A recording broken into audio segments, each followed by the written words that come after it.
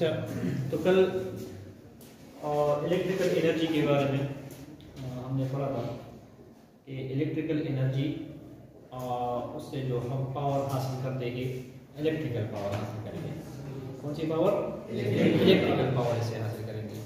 तो वहाँ पर इलेक्ट्रिकल एनर्जी के लिए हमने एक 3 किस्म के रिलेशनशिप फाइंड किए थे, ठीक है। वो हमारे पास थे E is equal to I V M E, जो मेन हमारे पास रिलेशनशिप आ रहा था, ठीक है। मतलब ये इलेक्ट्रिकल एनर्जी है इतने टाइम में, ठीक है, जब वोल्टेज जो अप्लाइड वोल्टेज को हमारे पास जो पोटेंशियल डिफरेंस हो अक्रॉस 2 पॉइंट, वहां पर उसी सर्किट में जितना करंट हमारे पास फ्लो होता है टाइम t में, तो उसी रेट को फिर हम पावर कंसीडर करेंगे। क्या? पावर। यानी मतलब इस एनर्जी को जब हम टाइम पर डिवाइड कर लेते हैं जिससे हमारे पास पावर बन जाता है। क्या बनता है? पावर। तो इससे पहले ये हमारे पास एक फॉर्म था इलेक्ट्रिकल एनर्जी का। दूसरा कौन सा था? E is equal to I square RT। एक ये बनता था जब ओम लॉ की वैल्यू में से V की वैल्यू हम यहां पर पुट करते हैं तो इससे आता है E equal to I square RT। और मैंने आप लोगों का इसको हम एक लॉ कहते हैं, वो क्या है? जोल हीटिंग लॉ। उसको हम क्या कहते हैं? जोल हीटिंग लॉ। इसके बाद जो टॉपिक है वो हमारे पास है। जो तीसरा एक फॉर्म था इसका, वो बनता था E is equal to V square divided by R into T। ये एक हमारे पास फॉर्म था, ठीक है। तो ये तीनों फॉर्म आप लोगों ने याद रखने हैं, ठीक है। अब इसके बाद हमारे पास है जोल लॉ। मतलब इसी से हम अब जोल लॉ के बारे में पढ़ेंगे।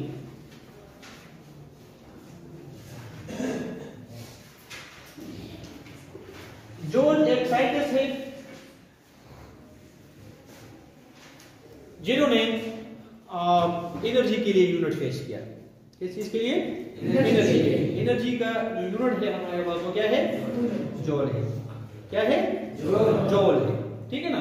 तो एनर्जी को हम डिफाइन इसी तरह करते थे कि मतलब ये एक एबिलिटी है, ठीक है। एक बॉडी में जब किसी जिस्म पर फोर्स अप्लाई हो जाए और वो उसी फोर्स के डायरेक्शन में डिस्टेंस कवर करे तो इसको हम एनर्जी से यानी वर्क डन से रिप्रेजेंट करते थे, ठीक है। फिर वर्क डन मुख्तलिफ फॉर्म में जिस्म में स्टोर होता है।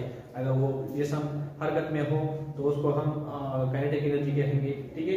अगर वो जिस्म उसकी पोजीशन में चेंज आती है या उसके जिसामत में कोई चेंज आता है तो फिर हम उसको पोटेंशियल एनर्जी से टर्न करते हैं। तो ये एनर्जी के मुख्तलिफ अक़साम थे, ठीक है। तो वही वर्क डन है। यहाँ पर मैंने आप लोग कहा कि जोल साइंटिस्ट थे, तो यहाँ पर वो लॉ किस तरह बन गई। तो ये हमारे पास है कि electrical energy lost in a device due to potential difference across it can be represented as equation called joule law of heating, ठीक है। तो इसको हम कहते हैं जोल लॉ ऑफ हीटिंग, भी इसको हम कह सकते हैं जोल लॉ ऑफ हीटिंग।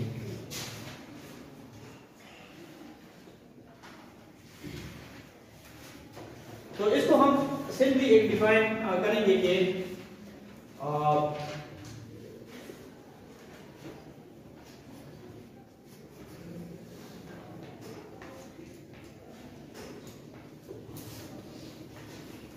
मतलब ये इसकी स्टेटमेंट है, ठीक है। The amount of electrical energy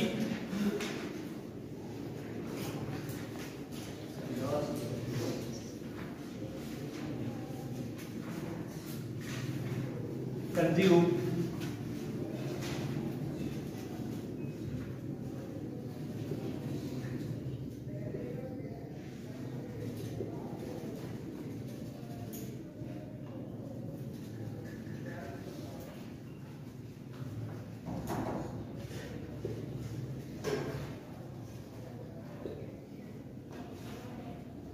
in time t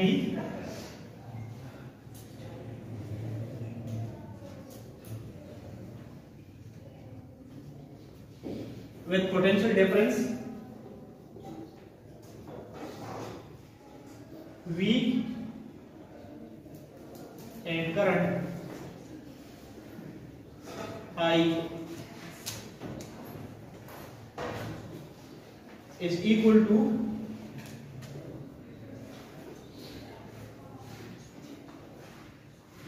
the amount of heat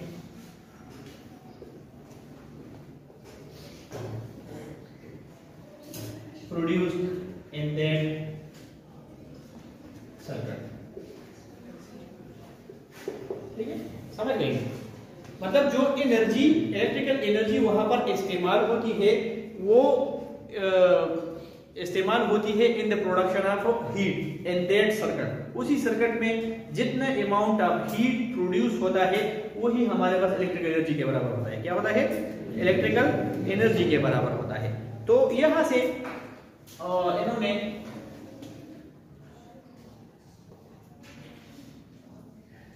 इससे हम रिप्रेजेंट करते हैं उसी हीट को।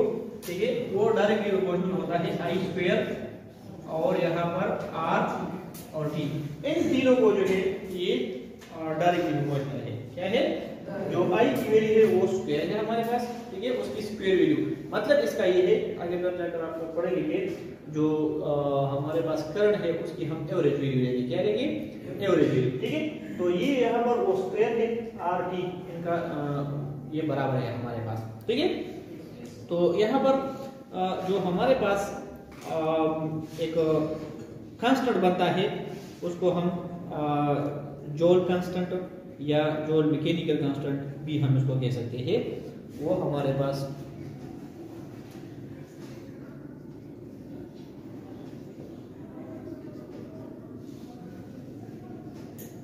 RT इसी तरह लिखा हुआ है। ठीक है, या वो हमारे पास बराबर है 1/J के।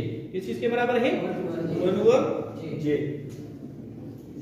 तो ये बन जाएगा I square R T divide by J।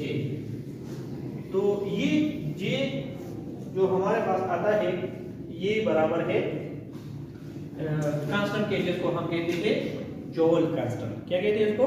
जॉल constant.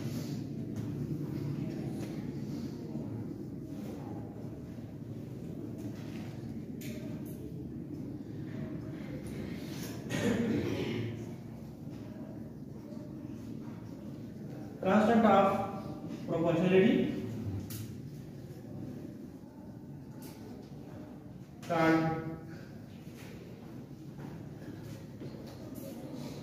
जॉल constant. ठीक है, इसको हम क्या कहते हैं? जॉल कांस्टेंट कहते हैं। ठीक है, तो इसकी वैल्यू डिफाइन करती है choice of unit of work and heat. मतलब जो हीट की यूनिट है और वर्क की यूनिट है उस पर डिपेंड करती है। ठीक है ना? तो वर्क क्या है? मैंने आप लोगों को कहा कि वो एक एनर्जी है ना, मतलब एनर्जी कंजम्पशन है, एनर्जी का इस्तेमाल है, तो उसको हम जॉल में लेते हैं। और हीट क्या है? हीट भी एक फॉर्म ऑफ एनर्जी है ना, एक और तवानाई की एक किस्म है। ठीक है, तो हीट भी हमारे पास जॉल में ही आएगी। ठीक है, तो इसकी यूनिट्स पर डिपेंड करते हैं। इससे पहले मैंने पिछले क्लास में आप लोगों ने पढ़ा है कि हीट को मुख्तलिफ यूनिट्स में पहले लिया जाता था, मतलब कैलोरी में उसको लिया जाता था। फिर उसके बाद आया कि ये एक एनर्जी की एक किस्म है, तो उसकी एनर्जी भी इसकी यूनिट भी यूनिट हो गई। ठीक है ना? जॉल, इसकी यूनिट ऑफ जॉल हो गई। ठीक है ना? तो जो हमारे पास वर्क और हीट है इसकी जो यूनिट्स है इस पर ये डिपेंड करता है। तो ये आप लोगों की चॉइस पर डिपेंड करता है कि वो यूनिट आप लोगों ने जॉल में लेने हैं। किस चीज में? जॉल में लेने हैं। This energy can be utilized for different useful purposes. For example in light bulb we get this energy in the form of light. इसी तरह जो हीट है, हीटर है, उसमें आप लोग इन द फॉर्म ऑफ हीट हासिल करते हैं।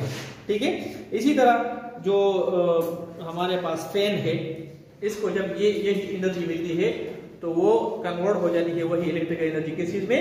मैकेनिकल एनर्जी में। किस एनर्जी में? मैकेनिकल एनर्जी में कन्वर्ट हो जाती है। ठीक है,